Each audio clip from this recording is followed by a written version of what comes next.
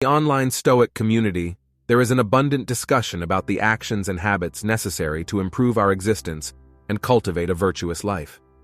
Paradoxically, little is discussed about the negative habits already rooted in us, which deteriorate our trajectory. Epictetus shared that there are two vices more sinister and serious than the others: the lack of persistence and the absence of control. Insist and resist. Epictetus understood that the basis for righteousness is to persist and resist. Persistence means maintaining effort and righteousness, even in times of discouragement.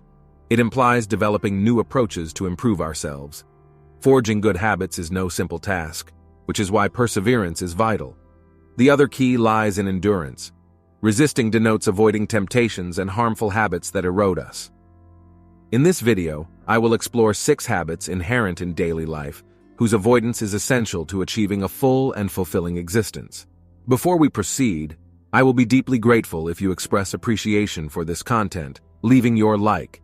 This will amplify the spread of this philosophy to a wider audience. If you don't want to miss any future production, subscribe to the channel and activate notifications. Initially, stop wasting time. It is relevant to reflect on how we lament the brevity of days, while we behave as if these were infinite. Seneca meditated extensively on the extent of life and culminated in recognizing that much of us subsist rather than truly live. We waste time on activities that do not add value, delaying commitments when dominated by inertia. We conduct ourselves as if immortality were guaranteed, ignoring that time is our most precious possession. There is no guarantee of life tomorrow, nor of conditions to fulfill our desires. As Marcus Aurelius expressed, we could end our lives right now. This perspective should influence our actions, words, and thoughts. May this reflection on time avoid its waste and enhance its appreciation. The starting point for a satisfactory life is to take seriously the value of the time available. Secondly, abandon the excessive emotional attachment to things. According to Stoic precepts, it is crucial to learn to let go, not only in the physical, but also in the emotional. If you have made any mistakes in your trajectory, avoid self-flagellating for it. Draw lessons from the experience so as not to repeat. Feelings of guilt and remorse are not constructive. Nevertheless, this does not mean that such emotions are invalid. In fact, they help in recognizing inappropriate behavior. However, as soon as we assimilate the lesson and propose not to repeat the mistake, it is imperative not to allow such emotions to haunt us perennially. Recognizing that we all make mistakes, it is important not to torment yourself excessively with them, but always seek ways to evolve from these slips. Third, combat procrastination. In the Meditations of Marcus Aurelius, it is recorded, "You could perform a beneficial action today, but choose to postpone it for tomorrow." Similarly, Seneca noted that all fools have in common the habit of eternally preparing to begin. Instead of saying, "I'll never do it," we tend to say, "I'll do it tomorrow."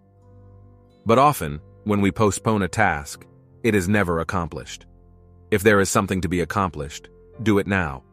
What is the logic of procrastinating an obligation, even if it may arouse laziness? It is invariably more advantageous to perform what must be done immediately, and this for various reasons. First, as mentioned earlier, our time is limited.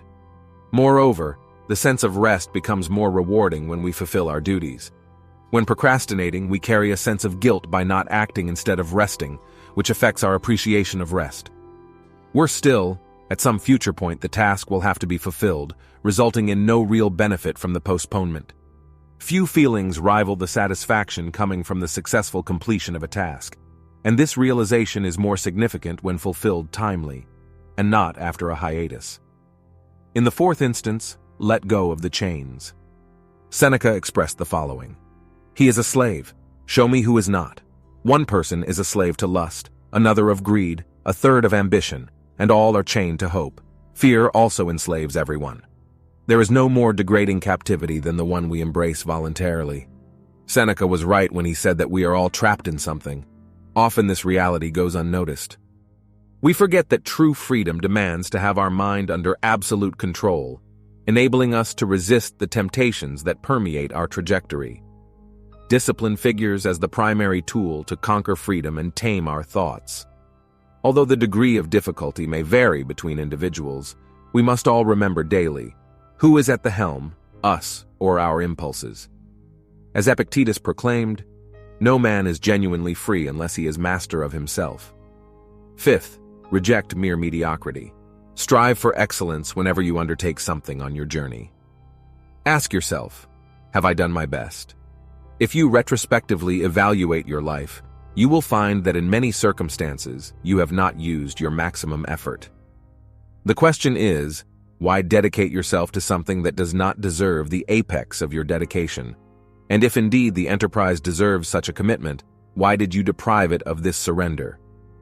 Do this self-analysis to each enterprise, ensuring that each effort is maximum and fully invested.